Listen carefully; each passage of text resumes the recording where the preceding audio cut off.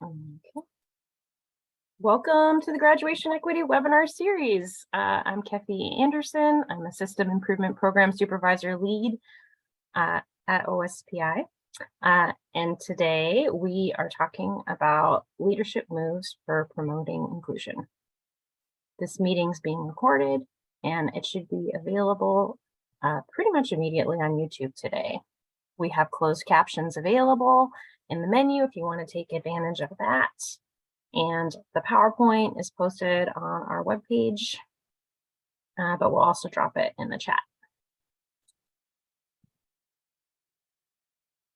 This webinar is brought to you through the Office of Student Engagement and Supports within the Office of the Superintendent of Public Instruction. At OSPI, we believe each student needs to be prepared for post-secondary pathways, careers, and civic engagements. The Graduation Equity Webinar Series was created with the purpose of highlighting practices that increase access to education and ultimately to graduation. Through our webinars, we're striving to go beyond equality to think about the opportunities we have to examine and dismantle current policies and practices that result in disparate outcomes for our students, with the ultimate goal of ensuring that each student has access to the instruction and support that will make them successful in school and in life.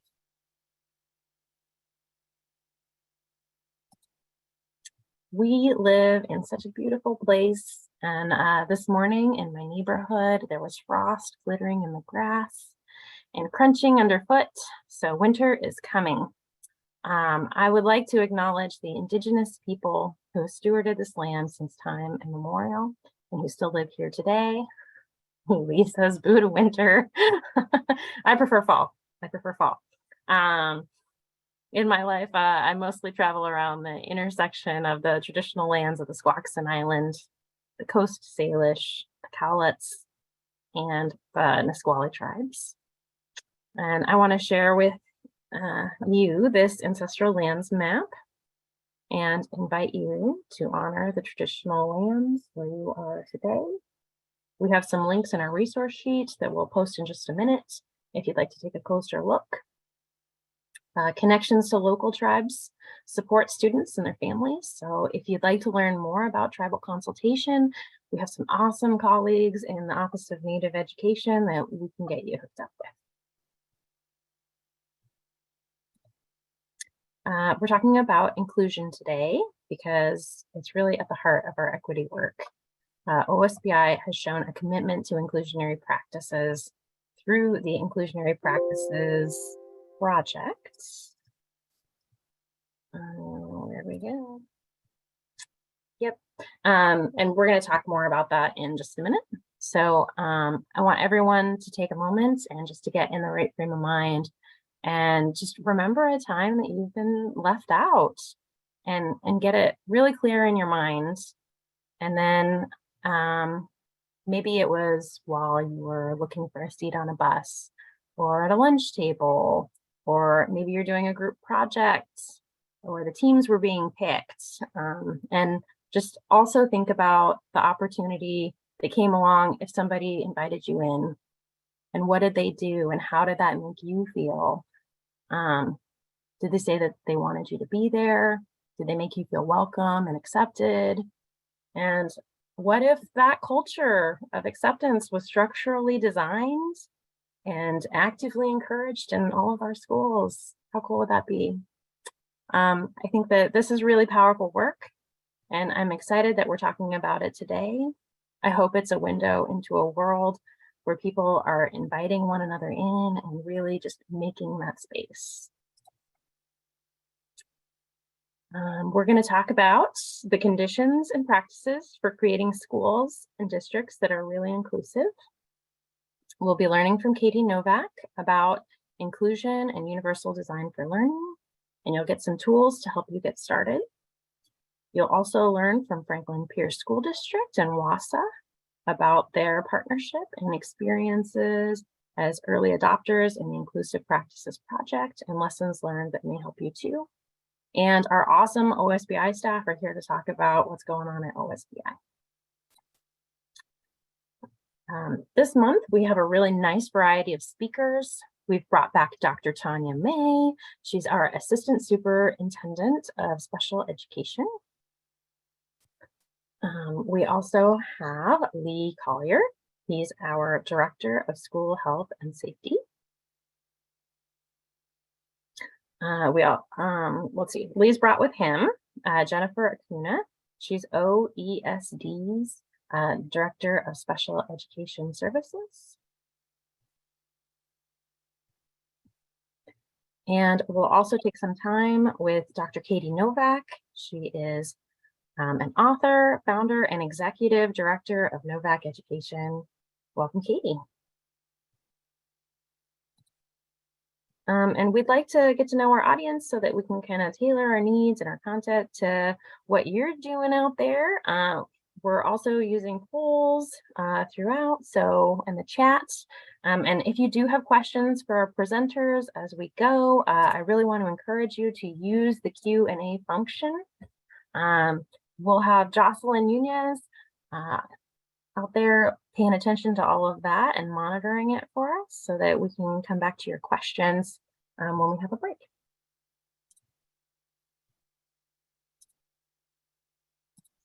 Can you turn on closed captioning? Oh, yes. Is it not on? That's okay.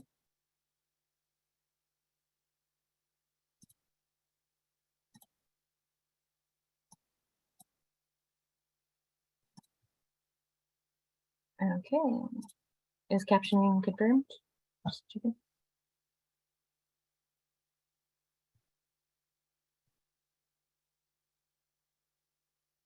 Yes. Okay. Thanks, Ronnie. Let's look at the polls. So it looks like we have quite a few in the counselor, psychologist, community liaison space. We've got a great showing of OSPI and district and ESD staff. Thank you for being here. People tend to be middle or high school or both, elementary and middle school, high school. And people feel like they are somewhat familiar with this topic. Few people feel like they are new. So that is great. Thank you for participating in the poll. And if you didn't get a chance, that's okay. Don't worry. We are going to go here next. So let's hear a little bit about what's happening at OSPI. Thanks, Kefi. Good morning, everyone. My name is Tania May, and I'm the Assistant Superintendent of Special Education here at OSPI.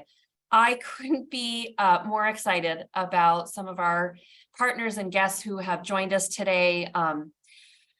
We wanted to just briefly kind of ground ourselves in this idea of transformation. And when we think about transformation in our educational systems, what we know is that we all have a role to play. It requires this investment, and that's both in personal and interpersonal development, awareness and creation of shared cultural practices, and the redesign, and I would add disruption of inequitable systems, all at the same time. And I hope that what you'll see today is that we have partners across all levels of the educational system, from leaders at the school and district level to some of our partners helping to remove barriers and provide resources to support inclusionary practices, and some of our experts around the body of research in the field. So thrilled to have you with us. And with that, I am going to welcome Dr. Cassie Martin, our state's Executive Director of Special Education, to talk us through a little bit of the framing for today. Thank you so much, Tania. So, to start, inclusive education doesn't just benefit students with disabilities, but really benefits every learner. And here outlined are just a couple of the ways. For example, differentiated instruction increases student engagement for all students, and having academic supports available provides a variety of ways for students to access the full curriculum. Our social, emotional, and behavioral supports are important for all students, and now more than ever.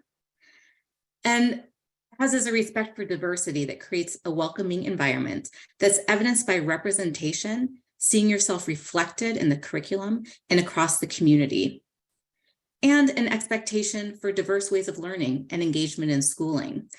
And when we use these inclusive practices and think about resources based on student strengths and needs and the strengths of needs of our educators, it's better for everyone.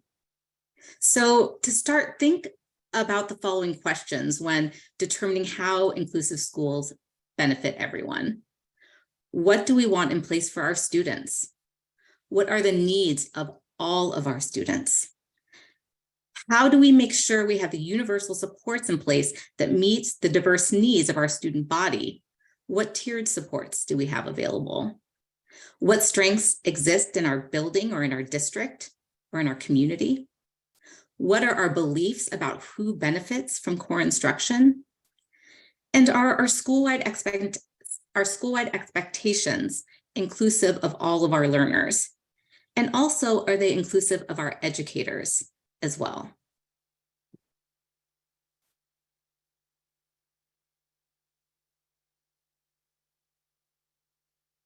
So we have to acknowledge that there are barriers to equity that exist for students with disabilities.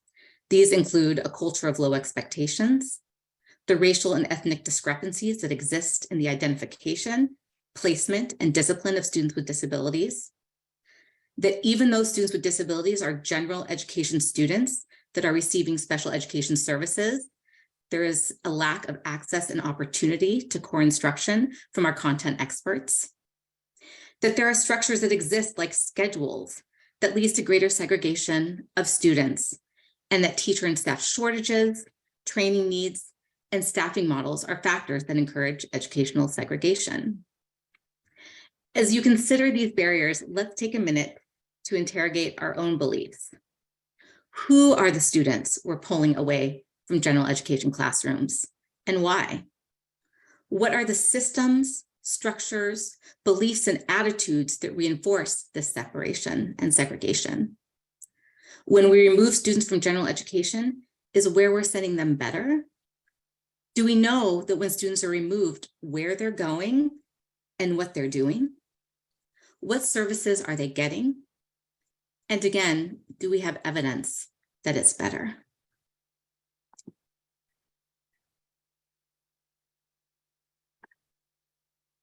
So Tania touched on this in the opening slide.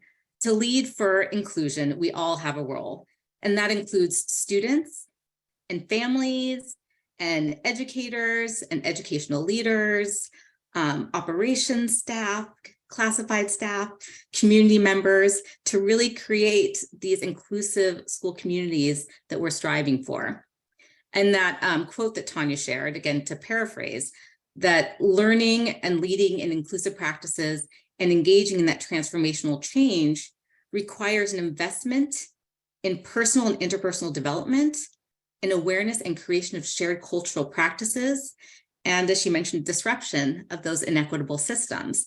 And this needs to happen all at the same time. The system structures and actions taking place every day in our schools and districts tells the story of our beliefs, our values, and our priorities.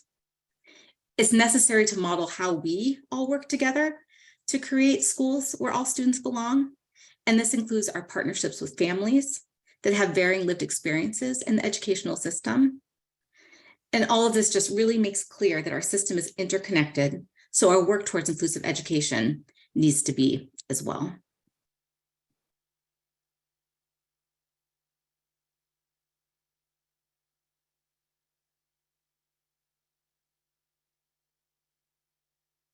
So we're going to talk more about this later, the impact of the Inclusionary Practices Professional Development Project. But really, we've seen some pretty tremendous growth across our state. And when Helene talks about WASA's impact, we have some statistically significant results in our least restrictive environment data that we hope will continue to build and grow. And we're working actively on considering other inclusive indicators around leadership specifically across our entire system. So that's some of the work that we're engaging in moving forward.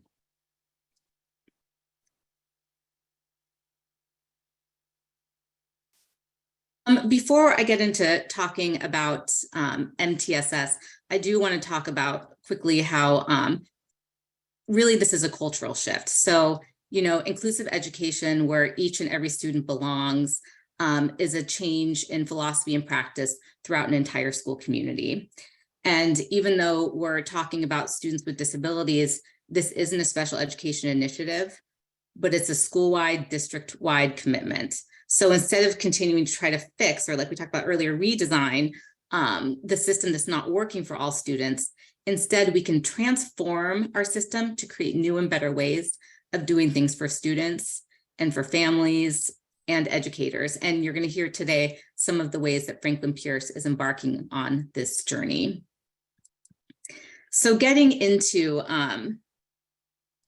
MTSS, it's a multi-tiered system of support. One of the ways that we're approaching this work at OSPI and in partnership with districts across our state is to lead for inclusion where everyone has a role through inclusionary practices occurring within an MTSS framework. So this gets back to the idea that inclusion isn't just about the way that we're delivering special education services, but thinking about what that looks like in context of the larger educational system. All of us working together to make these important shifts in education. You see here on the screen is the classic triangle thinking when we approach MTSS. But MTSS is not another thing, as we often hear. We have everything else going on, and now we have to do this too. We have to work on attendance, we have to work on inclusion, universal design for learning, social emotional learning, academics, and now also MTSS. But MTSS needs to be how you're doing everything else, not one more thing. It's not one more thing on your plate, but it is the plate.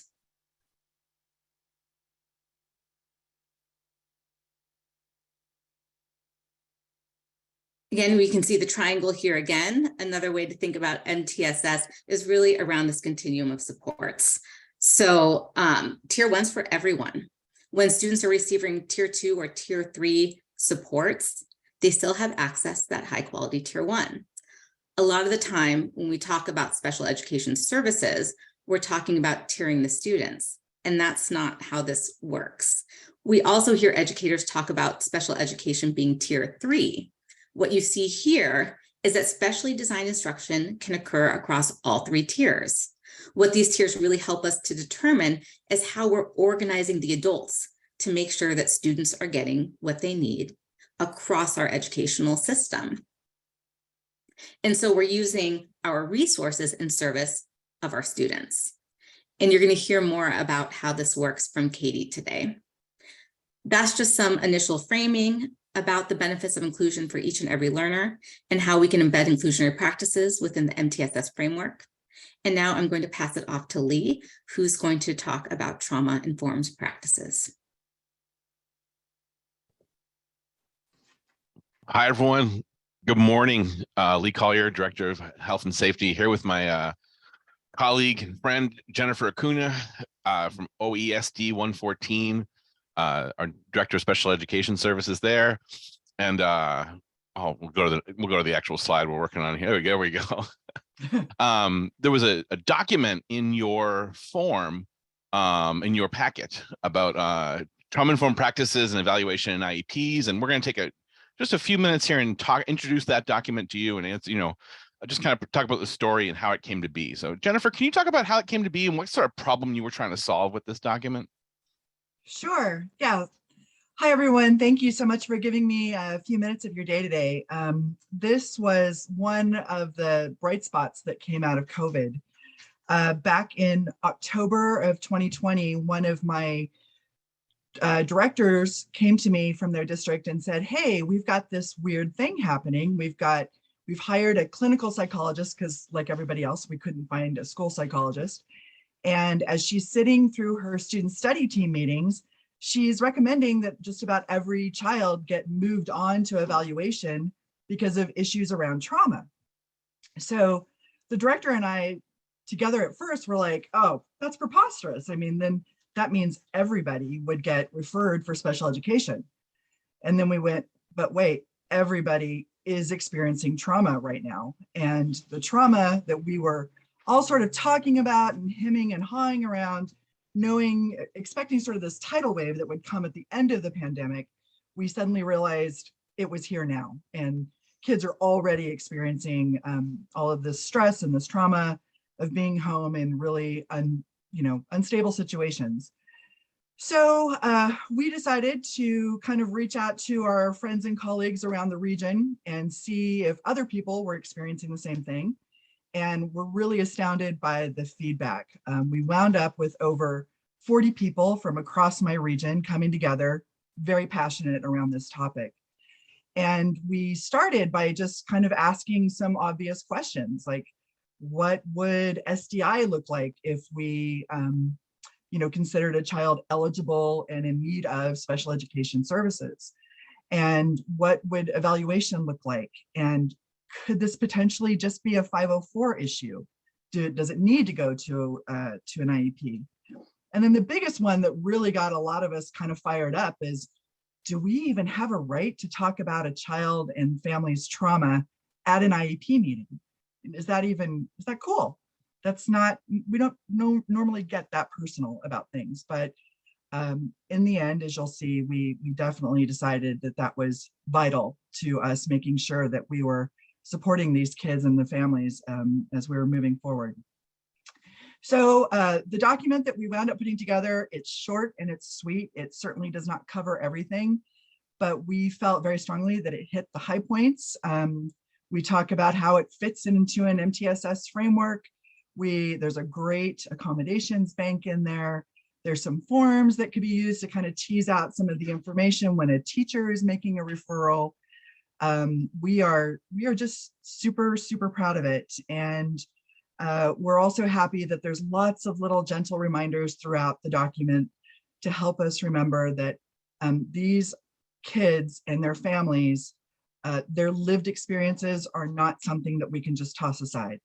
That regardless of how it impacts them when they come to school, we have to be ready, we have to be willing, and we have to be able so that we can rise up and help them get through this and be all that they can be.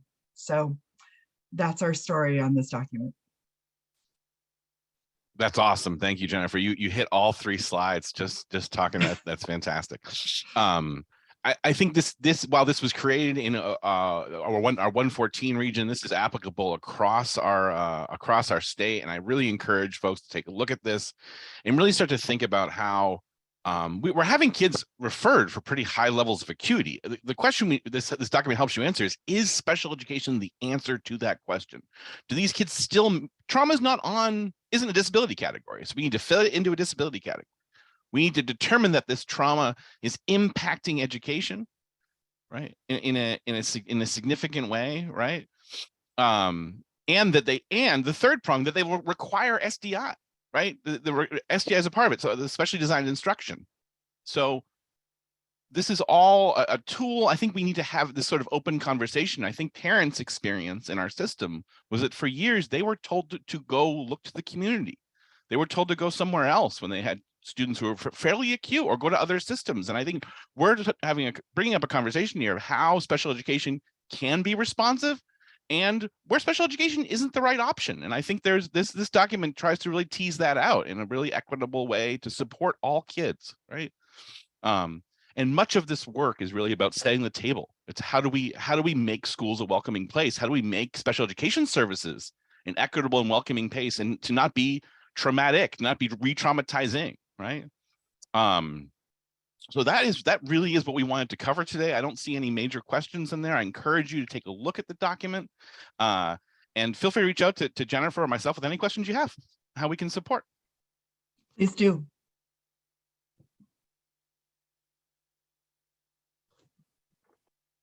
Hi there. It's my pleasure to take us into the next section of the agenda, which provides us with an opportunity to learn more about creating inclusive schools and districts. It's also my honor to introduce to you Dr. Katie Novak, although my guess is that many of you are already familiar with her and or her work, which focuses largely on universal design for learning, inclusionary practices, and multi-tiered systems of support. Before becoming an internationally renowned consultant, having recently returned from Thailand, Katie was a teacher and an administrator, most recently as an assistant superintendent in a district in Massachusetts. Besides being an author of at least 10 books, although that number increases almost weekly, she has co-authored many, countless numbers of articles and blogs. So you may be familiar with her work that way as well.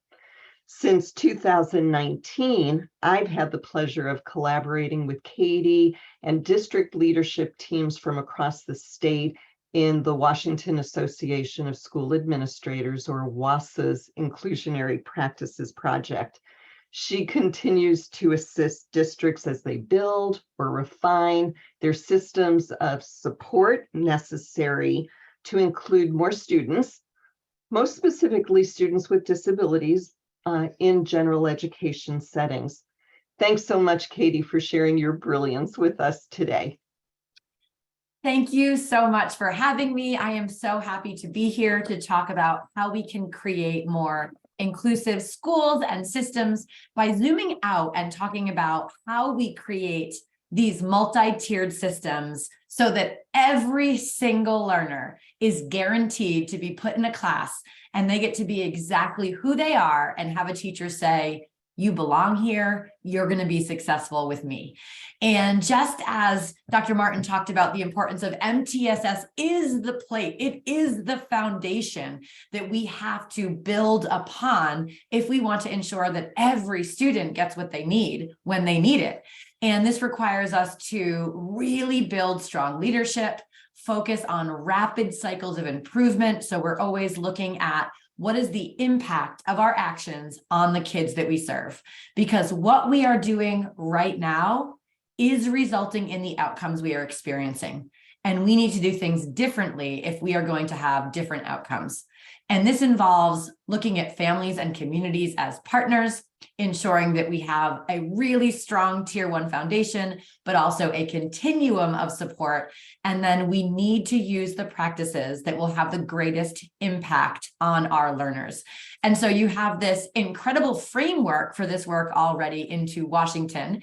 And I want to offer you some amazing analogies to really connect with what MTSS is and why it's so important. And then please scale this and share this with anyone who will listen. Climb up on top of that MTSS mountain and really shout out that every single child, regardless of variability, can and will be successful when we get the conditions right.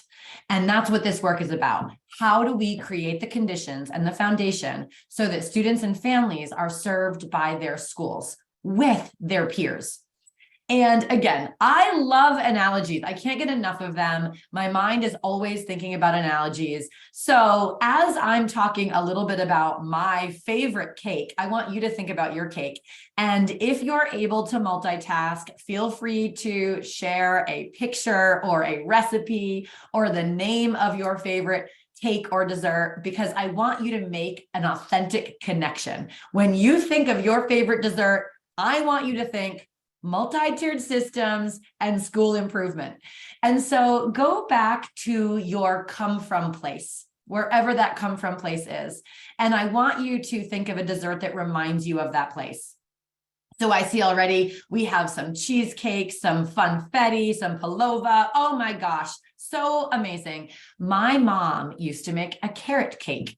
And the way that my mom makes carrot cake is like a meal. Like we are going coconut, nuts, carrots, pineapple, like it has all the food groups.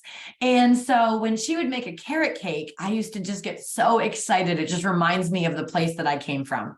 Now there's layers to the carrot cake that my mom used to make, and it had some delicious cream cheese frosting. And what made this cake so special was that it had multiple tiers, right? We're just stacking on top. We can stack the Oreos with Carla, right? Oh, Larry, he needs to stack up those chocolate chip cookies. So we start thinking about the layering, right? The different layers. So again, what I'm doing right now, I'm tapping into your cultural capital. We're sharing a beautiful part of ourselves, and we're going to connect this to MTSS because the sugar in that dessert is what's going to drive this analogy home for us. So when you think about that dessert, when you think about your cake, I want you to think about for a second, all of the different like layers, right? When we're talking about multi-tiered systems of support, we're not just talking about those layers. We're talking about all the ingredients that have to be present to get those layers right. And so I want you to take that idea of MTSS and kind of break it in half, because the multiple tiers are what you see right here in this visual, what you see in this beautiful cake, in that we want every learner to be welcomed into a tier 1 classroom that supports them universally, that they have what they need academically and behaviorally and socially and emotionally and linguistically and culturally. And to do that, we have to recognize the barriers that prevent that. But we also need this really amazing, robust system of looking at data, of looking at evidence. So we know when that is not enough. We're never going to take it away, but some students need more than that. And some students need more than that, which creates these layers, this continuum of support. And so when we think about this work, as we like lean in, some of the most important language here is when you go into the MTSS framework for Washington, it talks about tier 2, tier 3, those supports supplement. They're added on to best first instruction. Every single child who we serve is a general education student first. Some of them also receive specially designed instruction, or they receive special education services. Some of them also receive support as multilingual learners with English language development specialists. And some students, of course, we know have, mental health support needs where they're working with counselors, or they're working with people who specialize in, creating really positive behavioral systems. But this is all in addition to what is rightfully theirs. And there is not a single adult who has the power or the privilege to remove a student from a place that is rightfully theirs. Our job is to say, what is making that too restrictive? And how do we change the conditions so that every student can be concluded? Every student has high expectations for their success, and every student feels like they belong there. They get to be who they are, and they are served well. They are celebrated for being there. They make the classroom community a better place. Now, we're thinking sugar here. So my grandmother always used to say, Katie, if you keep eating all that sugar, right? I'm a Boston girl. I live in the Northeast, right? Everyone, I want you to fill in the blank. I want you to hear the voice, right? When you are having too many sweets, someone's voice gets in your head. It might be an auntie, it might be a friend, it might be a teacher or someone who worked in a cafeteria. And they are saying, if you keep eating all that sugar, what is going to happen to you? What is the consequence of eating too much sugar? So I want to see what you heard, but my grandmother used to say, your teeth are going to rot out. Rotten, just rotten. And oh my gosh, Lynette, you too. Okay, Abby had the threat of sickness. Me and Lynette, okay, rot your teeth. Oh my gosh, I love it. This is so great. A child's like, I want to have a tummy ache. Bring it on. Cake is worth it. So, right, we're going around here and we're saying your teeth are going to rot. Okay, but they won't if we take really, really good care of our teeth, if we're really preventative, right? And if we do a couple of extra brushings after we dive in. And so when we think about this, how do we avoid the sugar bugs, right? Is we go and we get multi-tiered dental support. Okay, so we are taking this analogy home. You, when you get a chance to have these slides, you share these slides, you tell this story, but I want to share with you how a really robust multi-tiered system is like, in best case scenario, the way that dental care operates. Now, look at this love here, right? Adorable, beautiful, straight teeth. This child is a tier 1 dental patient, which means that he deserves access to just universal dental care, as do all of these loves. So everybody, we want everyone to go to the dentist, and they're going to get first best preventative dental care, right? We get the polishing, we get the flossing, you maybe get to choose your fluoride flavor and your toothbrush, right? And we want to make sure that everyone has access to the dentist. But the dentist leans in to evidence-based practices. And so that dentist, as soon as you sit down in that seat, you are getting an X-ray. And the X-ray is a universal screening tool, which allows the dentist to say, I really need to see the individual needs of that beautiful mouth to determine who's going to need more than what I generally just provide. And what you can see is all of these students, all of these children, they all needed something else. Okay, so you see the lady on the top left, right, teenager, she needed some braces. We see a little boy who has a cleft palate, also received braces if you look at kind of the bottom right. And there's so many different things that we all get to take care of our teeth. Some people have palate expanders or the headgear. I had the headgear. Now they have this nice little Invisalign, but like, does it really work for you? Now, here's the key to this analogy. Remember, I started with the cake. You have to add more cake. You can't take away that bottom layer. Now, this is like my favorite way to explain MTSS. Every child, including those children with really significant dental needs, right? They all get the checkup. They all get the cleaning. They all get to choose their toothbrush and get those cute little treasure chest plastic things when their little teeth fall out. Okay, everybody gets that. Period. End of story. It is inclusive practice. You need a highly skilled dentist, however, to really feel prepared to provide dental care to a group of people who have very, very wide needs. And this is just the physical needs. Many people are very fearful of the dentist and they're worried about the pain. And so we have to think about all of those things. But when there is data, valid, reliable data that says that somebody needs more, they get more in addition. So the child who has the most significant needs has the most significant support. So the checkup, the cleaning, the braces, the cavities filled, the root canal, you get all of it. Okay, you get all of it based on data until the X-ray shows that you no longer need it. There is a fading plan. You're not a lifer in braces. You're not a tier 2 kid because you got braces. Is data suggested that you needed a tier 2 support. Now, what's really interesting about this analogy is the dentist fills cavities.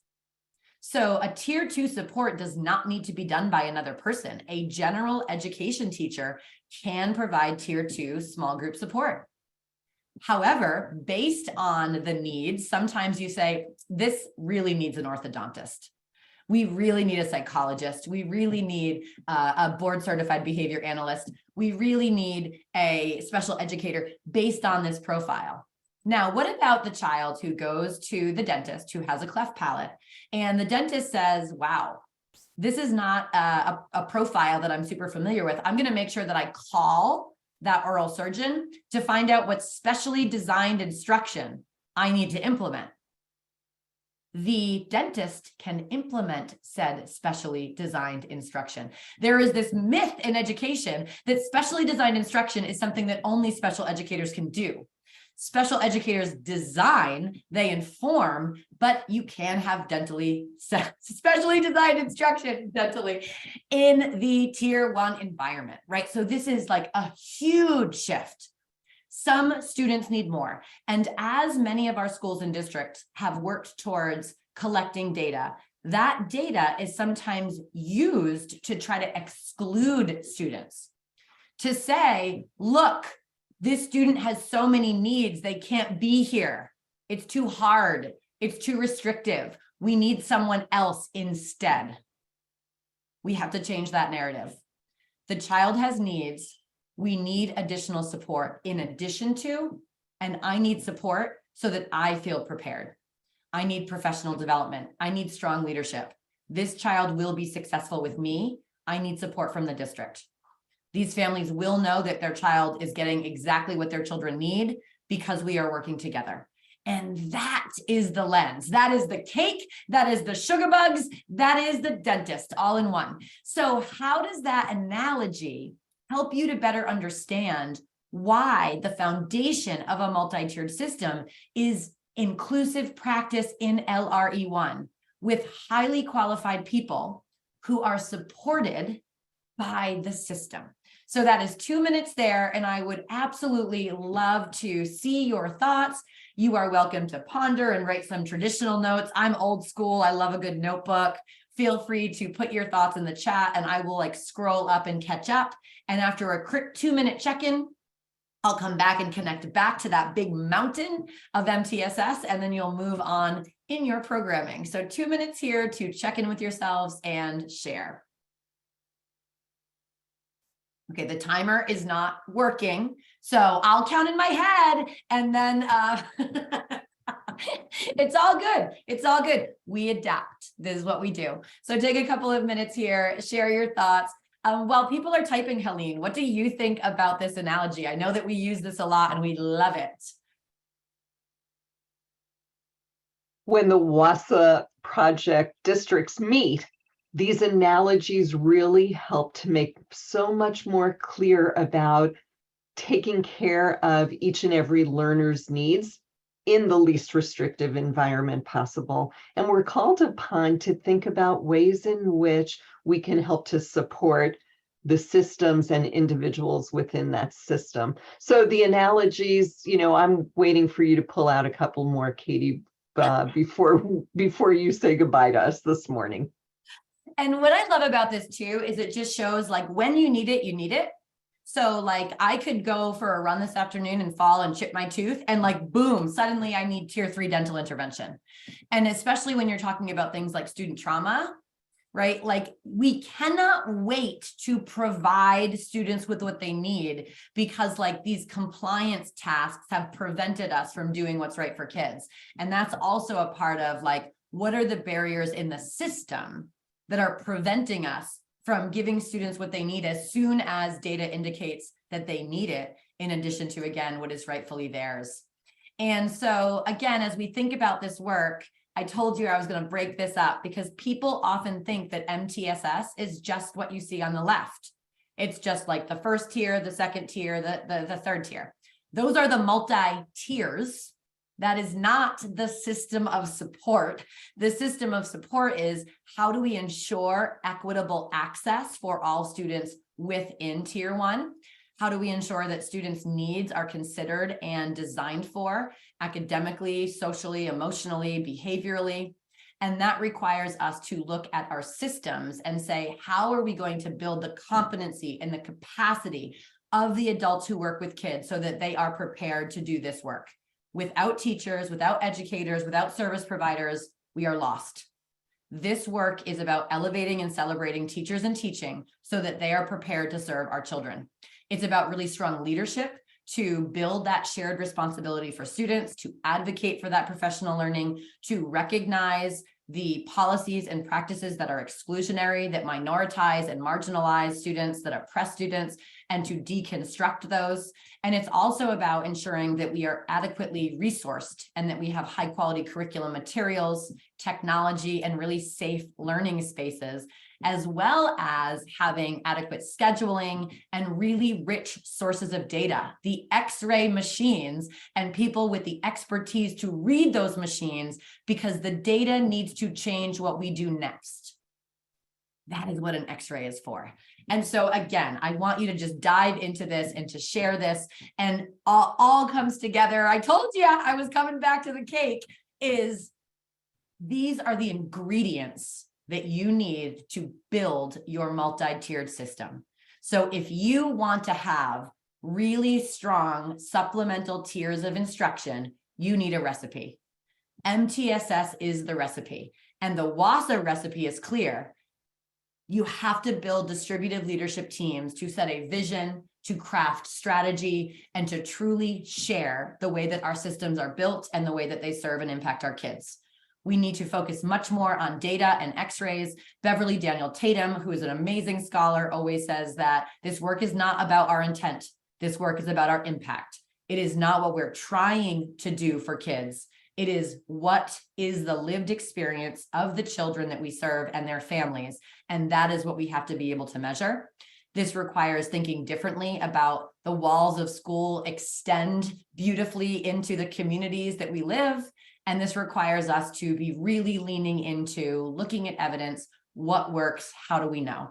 And so lean into that recipe for MTSS, which really, again, comes back to, we want to build this foundation under which success can grow.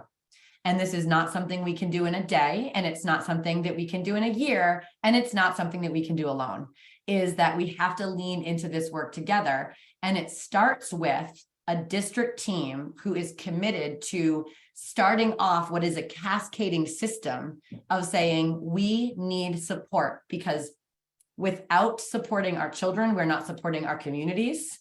We're not supporting the world in which we live. This work is about kids. Everyone is someone's babies. We have to step up and do this differently.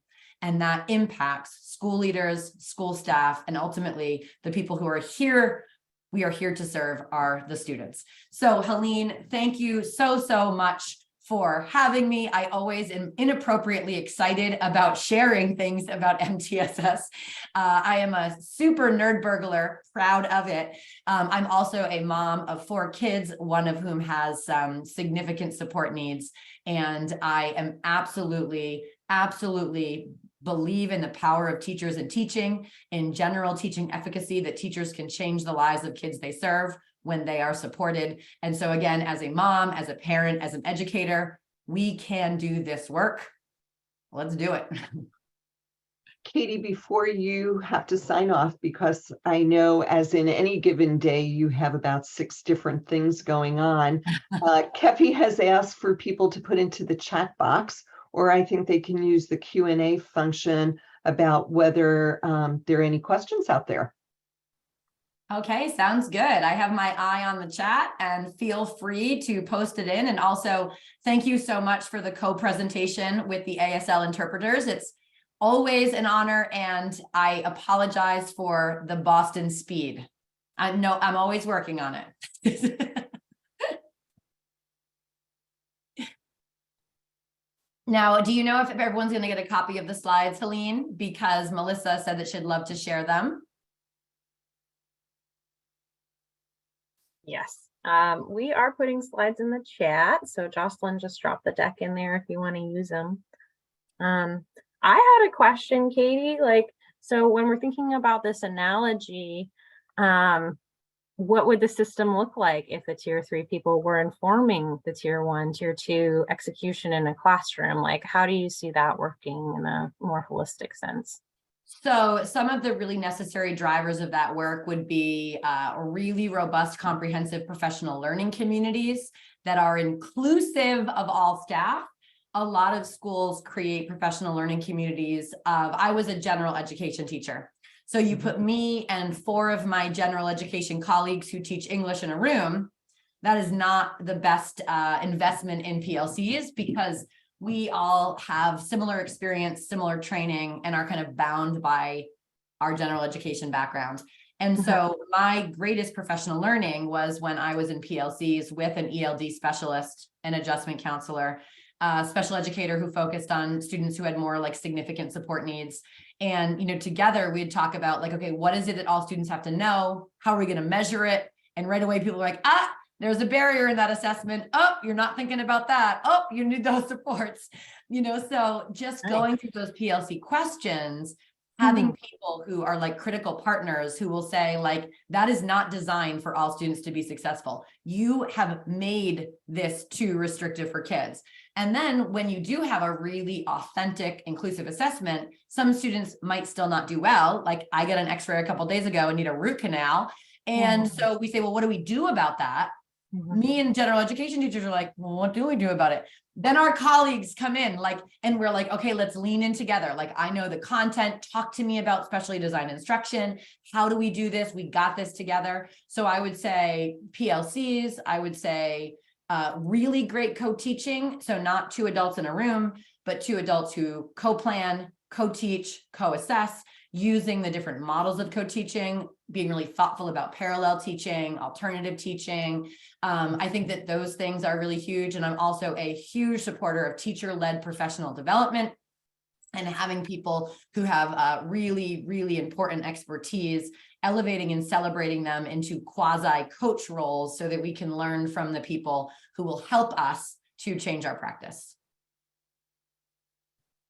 Awesome. Jocelyn, were there any questions in Q&A before we let Katie go? Yeah, Katie, do you have any words of wisdom for Cassandra? She states multi-tiered systems of support excite her. She wants to eventually move into having a hand in being creative with what those could look like and helping to implement them. But her frustration is school policies and practices that cancel out the benefits of the tiers.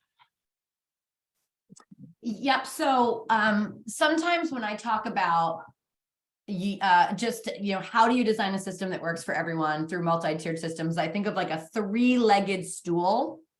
And on one leg of that stool, you have people's like belief systems. You think about things like, do we have asset-based mindsets? Do we believe all kids can be successful? Do we believe that families are doing the best they can with what they have?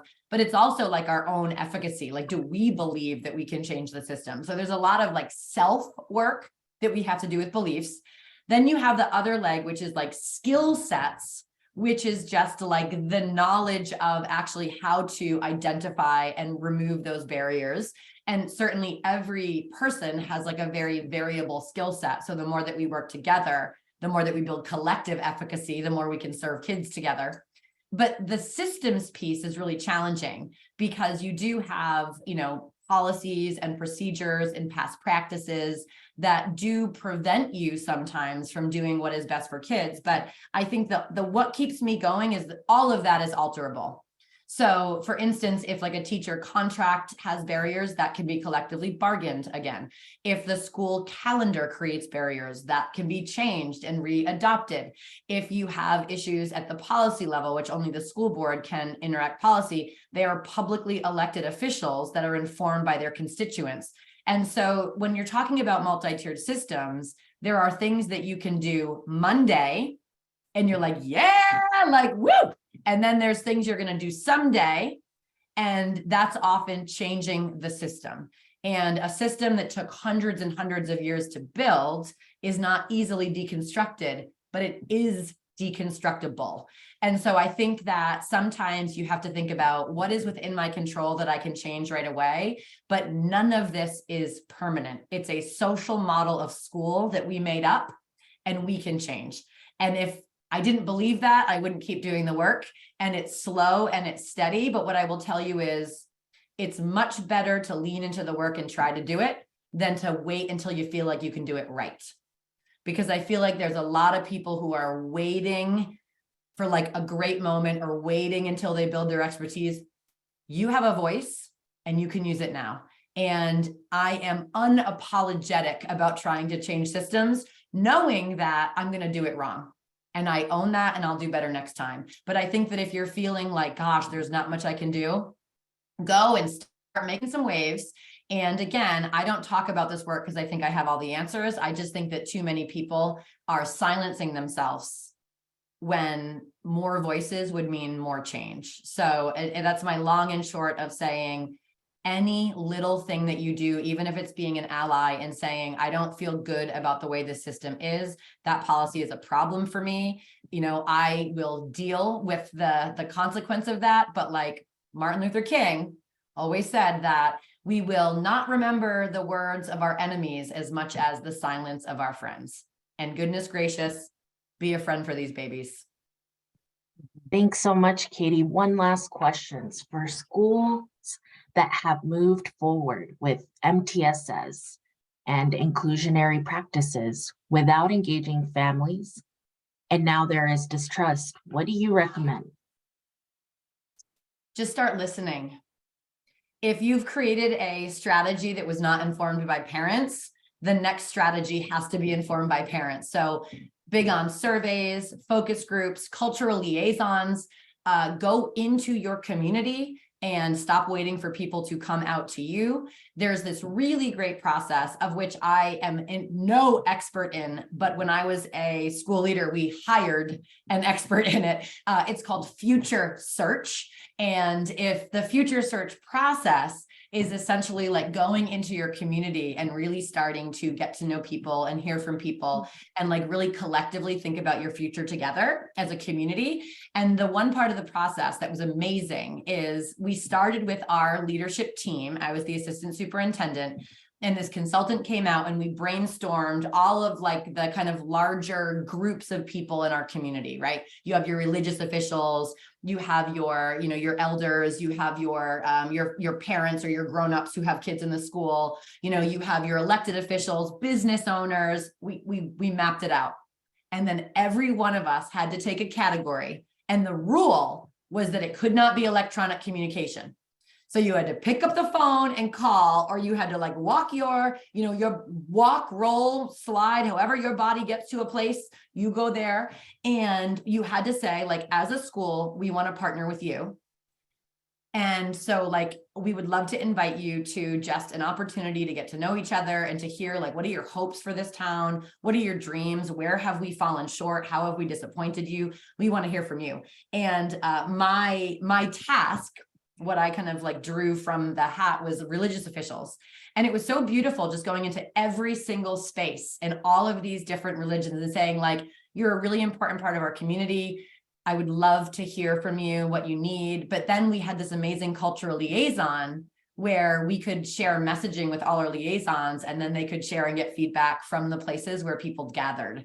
And so I would highly recommend that process. Again, I don't know much about it because I hired a facilitator, but it's memorable to me 10 years later. Awesome. What a cool experience. I love that embedding of community and thinking about just opportunities to really fold them in with like a personal relationship with someone in the school too. Having like a face and a connection when they do have a question. That's so cool. Well, thank you, Katie. We really appreciate your time today. And I want us all to take advantage of those reaction buttons and give Katie a big round of applause. It always feels kind of cool to see those kind of cascading around. And what a cool presentation. I love your analogy of the cake and the dentistry. And it's definitely having me think about MTSS in a different way. So thank you so much. My pleasure. I want to take like a picture. These are so cute. Oh my gosh, look at all the hearts. I've never had anyone tell everyone to do it at the same time. Yeah. Okay, I love it. I have it on my picture, and I'll put it in my little folder, my Make Me Happy folder. Yay. All right, everyone. Thank you. I'm so honored that you invited me, and enjoy the rest of your day, everyone.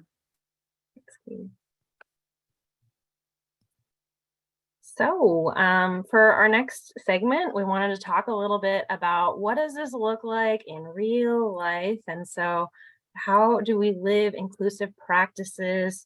And we've brought with us today, you've already heard from Helene Paroff.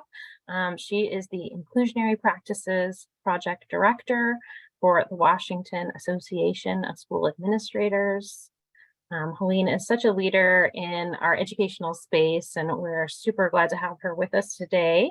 And she's brought with her Franklin Pierce School District, and we have Vicki Bates. She is our Executive Director of Teaching and Learning Services there. And we also have John Sanders. He is the Executive Director of Teaching and Learning Services. And part of their project is that they have been teaming up, and WASA has done a really cool job with this project and being a good partner. And Helene, do you want to tell us a little bit about what the WASA Inclusionary Practices Project is and who's been involved? Sure. Thanks, Kefi, for this opportunity to share with others about the WASA Inclusionary Practices Project. What you can see there is a statement of our purpose. What I've also already mentioned is our work alongside Katie Novak through this process. And WASA, along with other associations and organizations, is a recipient of funding from OSPI through the legislature to support more fully inclusive learning environments for students with disabilities. As you've heard, there is broad impact, deep impact for each and every learner as well. What you'll also see there that I think is important to point out is that our project at WASA is done with support from the School Directors Association as well. And I believe, given some of the questions that were just asked previously, to get at school policies, it really is important for that communication, which Katie pointed out, that really helps to build awareness, build support along the way. So we're thrilled that WASA is a partner of ours.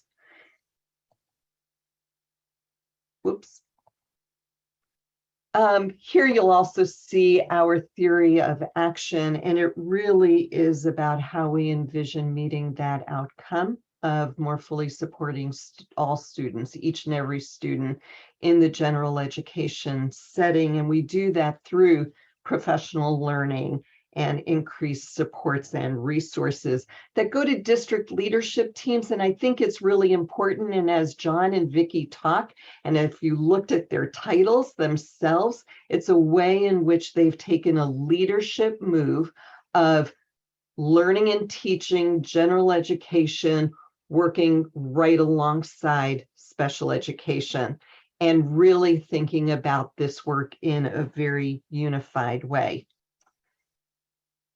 At the outset of our presentation, Dr. Martin talked about statewide LRE data, which is about the least restrictive environment. This slide really does focus on those districts that are involved in the WASA Inclusionary Practices Project, and there are approximately 60 districts, and we're focusing on level 1 or LRE 1, which is about students with disabilities spending at least 80 to 100% of the time in general education. And while our project launched in 2019, we have taken a look at the baseline data as they've entered our projects. Franklin Pierce has been with us from the beginning, and you can see the increases that we're noting within our project districts. If in fact you'd like to learn whether or not your school district is a part of the WASA project, please let me know. I believe that Tania put into the chat box, or we can easily give you that information about each of the projects. We are one of approximately 9 projects across the state looking toward moving students with disabilities into more truly inclusive settings. And before I turn this over to Franklin Pierce, because really hearing John and Vicki's voice is most important, I do want to share what I think of as an oldie but goodie visual representation of how to manage complex change. And clearly these shifts that are taking place are complex. They take time. It is not, as Katie said, a one day, one workshop wonder. The top line really speaks to all the pieces, all the elements that need to be in place in order for successful or effective change. The rows that are underneath there are, if a piece of that equation, if you will, is missing, what the resultant emotion or act might be for people, because this is really all about people. And you can think about this in terms of inclusionary practices, but you really can think about it with any change initiative. And what we endeavor to do, and what I believe Franklin Pierce and others who have been involved with this work have done, is to think about what are the systems of support in each of those ways that help to ultimately bring about successful change. So thanks. Yeah, I think this model is so helpful, especially when you're thinking about any kind of change. And I love the visual. It is helpful. I want to hear from John and Vicki a little bit. And if y'all want to tell us, how are you organizing this work in Franklin Pierce? What does it look like where you're at? Good morning, everyone. Thank you so much for including us in this work today. We're very excited to be taking on this inclusive practice work, but do want to recognize up front, we're in the middle of the mess. We certainly haven't figured it all out. And I really appreciated Katie's reminder that these exclusive systems that we have in place have been in place purposely for a long time, and it's going to take us some time to dismantle those. So in thinking about how we organize the work, I appreciate Helene, having you notice that John and my titles are exactly the same. So one of the ways that we're really reorganizing the work and causing some disruption responds to something that John brought back to us from some learning at a conference he was in a few years ago. And the quote was, "If the adults are separated, the kids will be too." So last year, we joined what was historically our Learning Support Services Department for Special Education, Title Lab Services, and our Teaching and Learning Department, which was kind of all the curriculum, general professional development, and that into one team. So we spent a good deal of time last year really organizing our structures around that. So between our two groups, we have now an elementary team and a secondary team, and we have some folks that cross over between those, like a multilingual learning specialist, those types of things that maybe serve on both of the teams that are there. We spent a lot of time just getting to know each other's work, like what people didn't know really what the others on the team were doing. So that was part of last year. And then we began really some introductory kind of collaborative pieces together. So for example, when we did new teacher induction this August, that was really collaborated and implemented jointly, as opposed to being more separate in years past. But this year, we're really digging into adaptive work and specifically taking on beliefs and how we do the work in the department. We were noticing as we started the year that we had some places where collaboration was happening. And then we had several places where it wasn't. We were sort of tripping over each other and noticing that kids were left out of our planning.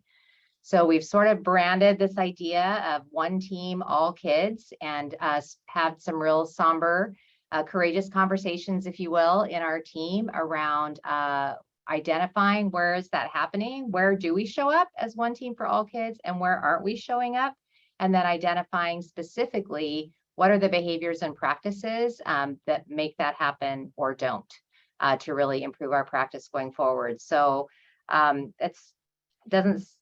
don't know, when I say it, I feel like it doesn't sound like a lot, but it's very significant. And even our first conversation, the time we really took it on and started unpacking it, right away, we could see shifts in people just reaching out and thinking about their work differently.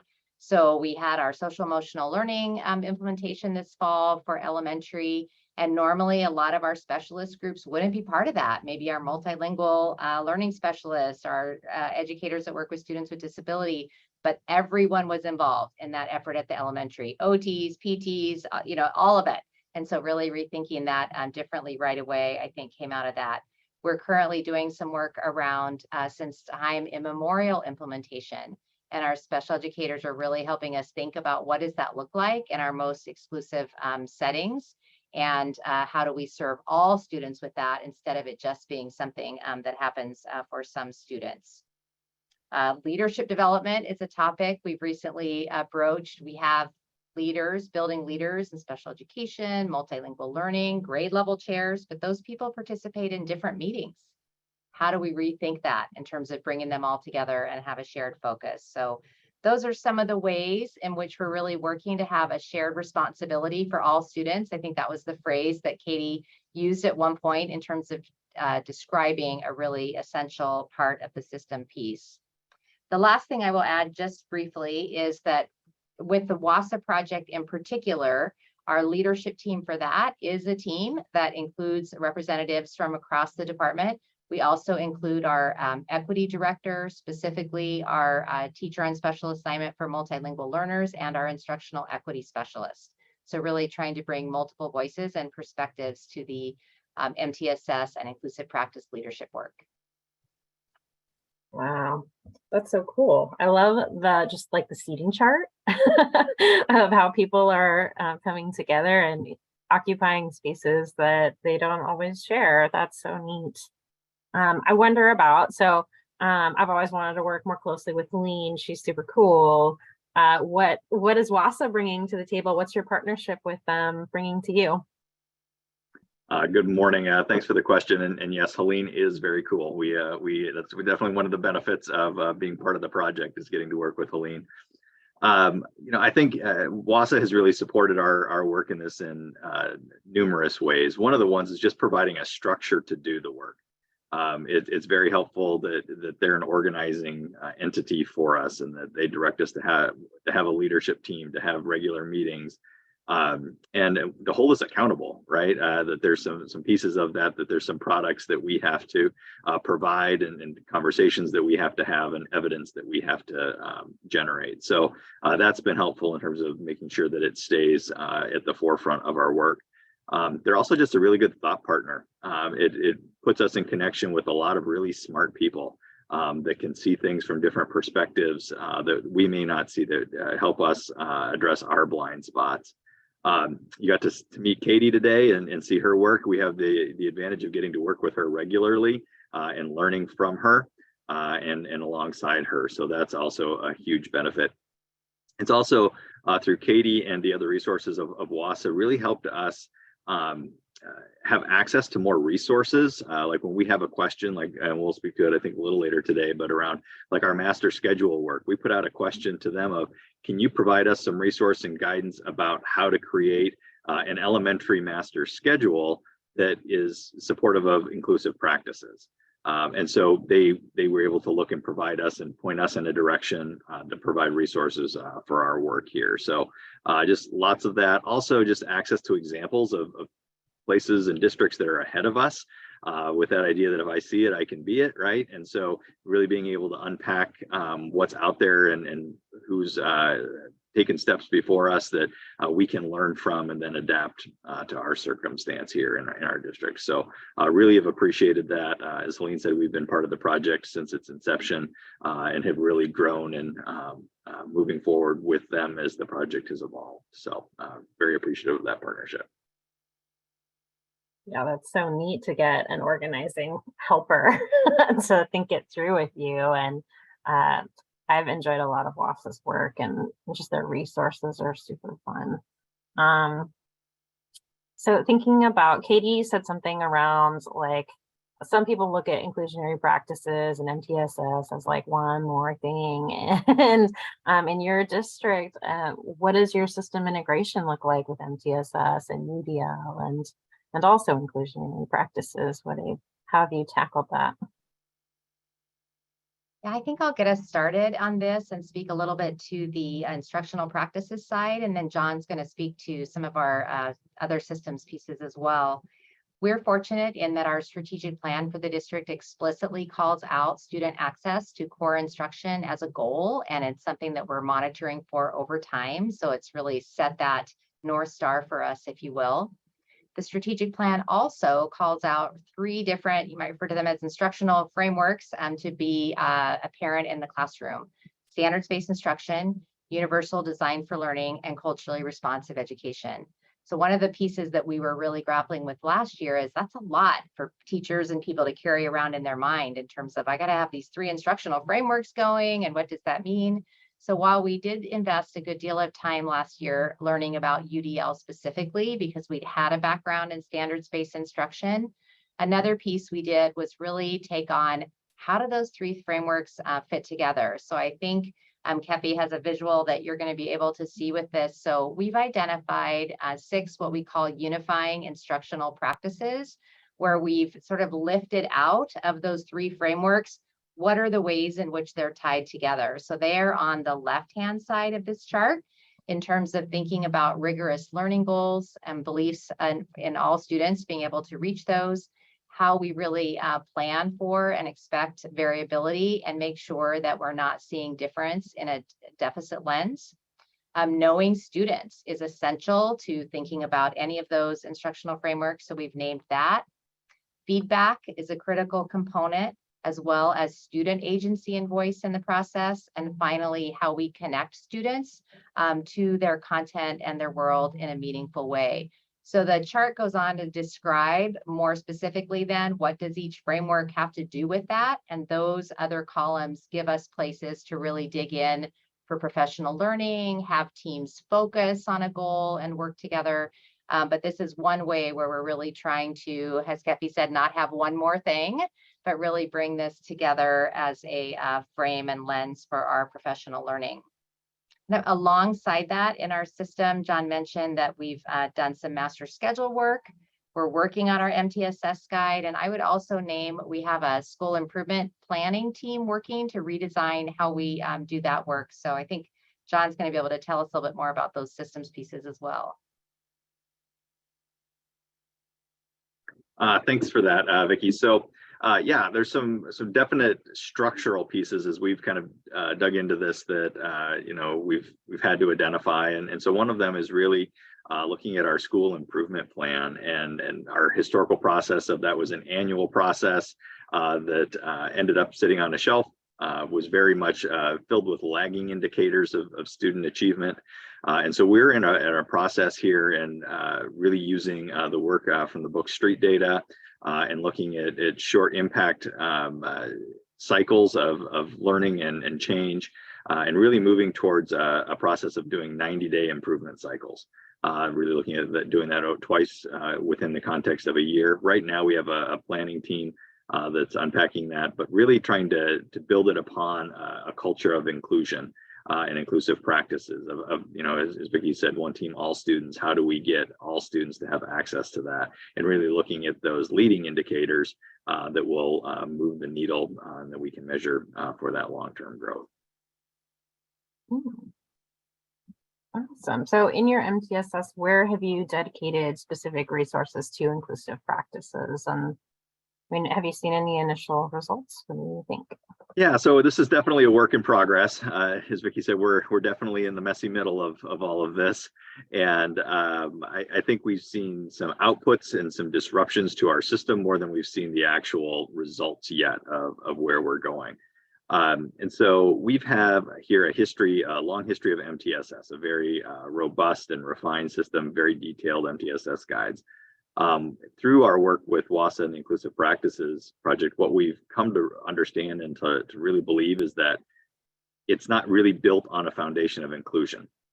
And so it's that idea that Katie presented of we have our multi-tiers, but that systems of support isn't quite integrated in the way that we want. And so, as I mentioned, there's some structural pieces alongside of that, just looking at our examples of our elementary master schedules.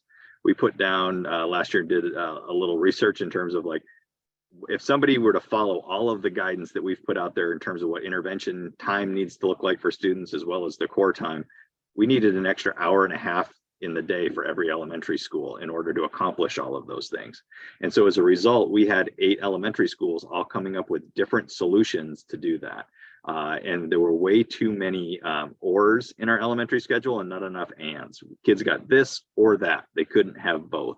And so we worked closely this year as a collaborative teaching and learning services department brought in some principal voice, worked with them to develop some new guidance around what we expected of our elementary master schedules to allow time for push-in supplemental intervention time and supports within that core time, as well as some set-aside intervention, what I need kind of time for all students. And so we're still learning from that. We've having conversations now like, okay, we put out the guidance, you created your schedules, how did that actually come to be? All of our schools have different resources, from the number of sections in a grade level to the number of paraeducators in their lab program, in terms of how that all works together to make that happen. So we're really working to disrupt those systems and to create new systems right now, and working to refine some of those pieces as we hope we get more positive outcomes. Effie, can I tag on to some of what John said? Because I think it relates to one of the questions we got in the chat. So there was a great question from Julie around, just surfacing that some of this messy part, and we don't have all the answers figured out. Sometimes there's pushback. So earlier, right, we talked about maybe families may be having concerns. Julie shared that there may be educators and some of our bargaining units that are having concerns, and those are valid. I mean, I think what we don't want to message is that, one, this all has to happen all at the same time, right? I think if we have an ideal, if we have a vision and a common goal, then we can start to think through improvement science and implementation science, how we can get there, and how we do it in a way that that all of our partners across the entire system, from students and families all the way to our administrators, can sustain. And then I think there's opportunities as well to be thinking about, some of this might require a revisioning of what it means to be a special educator. When I was a teacher for many years, we moved from me, having my students off in a different place. And I closed the door, and that was my world. To me being, in systems where, really it was full inclusion. There were no special education settings, period. And then we have everything in between, right? The entire spectrum of that in between, depending on student needs. And it did kind of, for myself, like I needed some mentoring and support around what was my identity as a special education teacher and a partner in the general education classroom. And we are working with the Washington Educational Association to really think about, are there some best practices we can bring so that our educators have the supports and the resources they need to be able to do this well, without always just saying, do more. Do more, do more. Maybe there's things that we could take off a plate.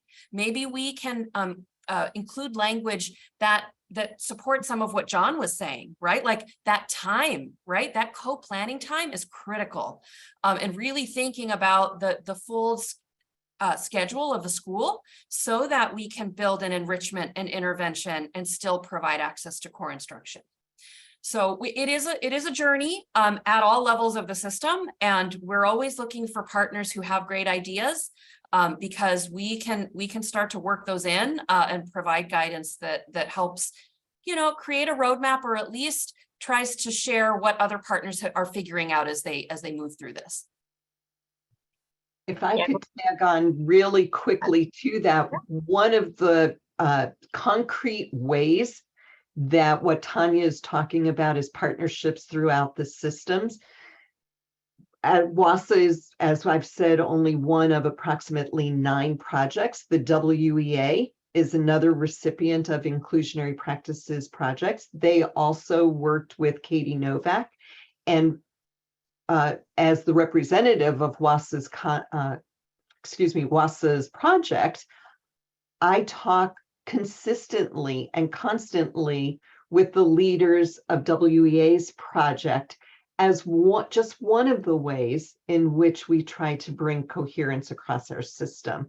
And it's those conversations, that communication, that we're hoping that there will be some single messages that are really aligned with one another to practitioners and communities, families.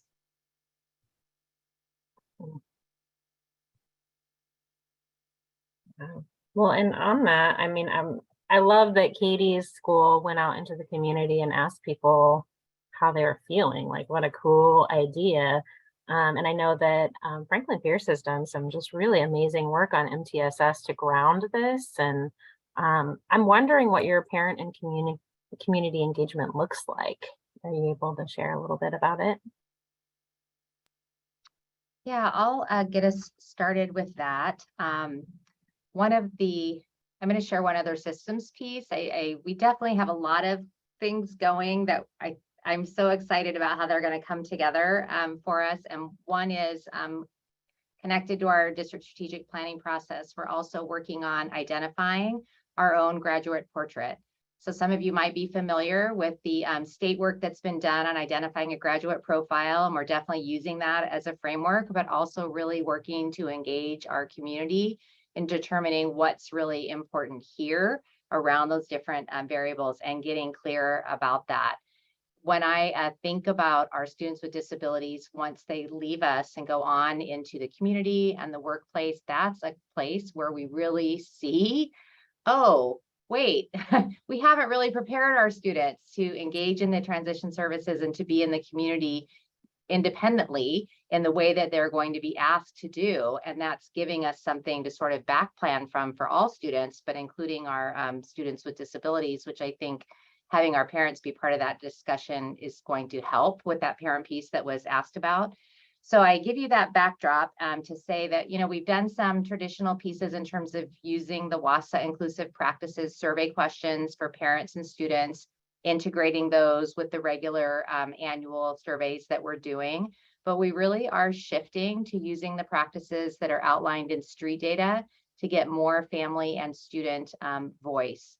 So just this morning, actually, in our school improvement planning committee, middle school principal was sharing with the group the results of working with student focus groups, students that are receiving tier 2 services, tier 2 and tier 3 services in the school, to get their input about what practices are impacting them in a positive way and have done that historically. And it totally countered her assumptions going in, like what the students actually had to say. And so that's one piece we have going now. All of the administrators in our system are talking with parents. They have an assignment to complete some short interviews with parents over Christmas. So we're really trying to collect parent voice across our system around our graduate portrait goals and what we want. So I would say work in progress, but really trying to shift to that conversation. I liked Katie's comment about the one rule, it can't be digital. Really trying to shift to more conversation with both families and students to inform the work that we're doing. John, would you add anything to that? I know we're getting close to our ending here. Yeah, the last piece I would say is we are getting ready in the new year to be launching a Superintendent's Advisory Council that our superintendent will be leading. And it's one of the things that's a little different about it is it's not just volunteers, parents. They're really intentionally tapping parents and students who have not experienced success historically in our system and really encouraging and inviting them to bring their voice to the table so that we can learn how to build an entire system that's inclusive. And a component of that will be around our priority area of improving instruction under which our inclusive practices work is embedded. It's so cool.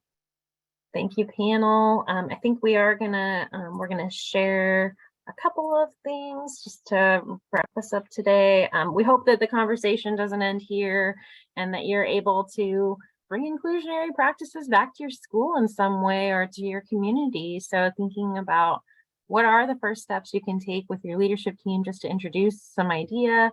You can talk with your PLC, of course, and it's always great to talk to students about these things and to get their ideas. And I think Franklin Pierce, I've always been really just amazed at the amount of student connection that you have there. I think that I heard about you maybe, I don't know, 6 years ago when I started at OSPI, having focus groups in your discipline rooms and talking to the students who were most affected by those systems and getting their advice. And I was just like, wow, that's so brave. And I'm so glad that that work is happening, and I'm just impressed. We do have a couple of resources, and we did share our resource sheet in the chat a little bit earlier. We always recommend checking out this Unlocking Federal and State Program Funds to Support Student Success document. We have a newsletter. It mirrors our themes each month. So if you're looking to get more resources, things to do with your leadership teams, we have a leadership care package in there with just useful links, really useful links. We also have a school-wide self-assessment from Katie Novak's article that we posted in there that can help you take a look at where you're at right now. We've also included a link for the OSPI Inclusionary Practices page, and this has some of the information about WASA as well. We have a link for Novak Education, and we do have like a connect with our staff thing, and we can always route you to the right person if you want to learn more. So yeah, get in contact with us. And that's about our newsletter. So a lot of people read this thing and it's amazing. We have an article in there this month from Katie Novak and resources from our OSPI team and from our presenters today as well.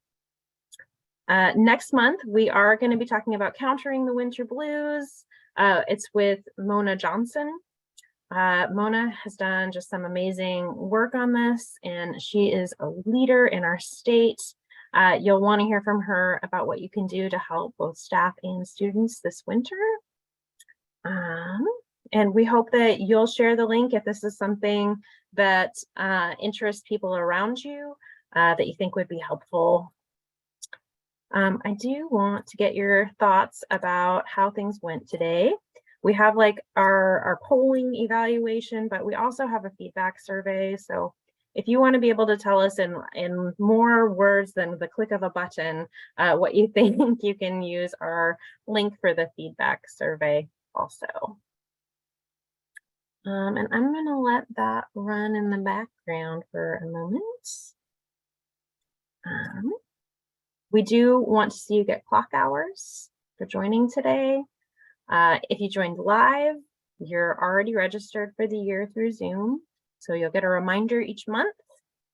You'll also need to register for clock hours monthly in PD Enroller. So PD Enroller will send you an evaluation to your email, and then we verify your attendance, and you have your attendance marked just by being here, and then we release your hours.